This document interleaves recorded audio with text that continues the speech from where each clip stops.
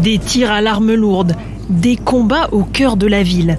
Les habitants de Goma sont encore sous le choc.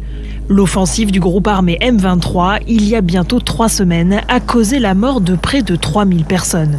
Ville majeure de l'Est de la République démocratique du Congo, Goma est passée sous le contrôle des rebelles. Pourtant, il y a à peine 3 ans, ce groupe armé, né en 2012, avait pratiquement disparu. M23, c'est un mouvement qui a fait sa première rébellion en 2008, c'est sa 3e rébellion. De 2013 à 2021, il avait disparu parce que ses leaders s'étaient planqués entre le Rwanda et l'Ouganda. Et en 2021, le Rwanda a décidé de le réactiver. Et donc le M23 est réapparu sur la scène et est rentré de nouveau au Nord Kivu.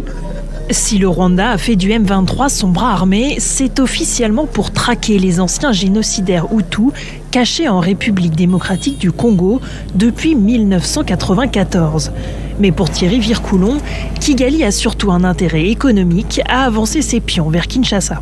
L'essentiel des produits d'exportation du Rwanda, ce sont les minerais. Le Rwanda a exporté en 2023 pour 1,1 milliard de dollars de minerais. L'essentiel de ces 1,1 milliard de dollars ne viennent pas du sous-sol rwandais.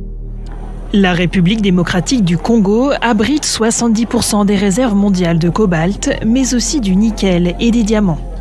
Une mine d'or devenue la manne financière des groupes armés et de Kigali. Réunis il y a 2 jours en Tanzanie, les dirigeants des pays d'Afrique australe et de l'Est ont appelé à un cessez-le-feu et rappelé leur soutien à la RDC. Depuis, une accalmie a été observée sur le front, mais l'ONU rappelle que même dans les périodes d'arrêt des combats, les exactions continuent. Viols de masse, torture, l'organisation a annoncé ouvrir une enquête.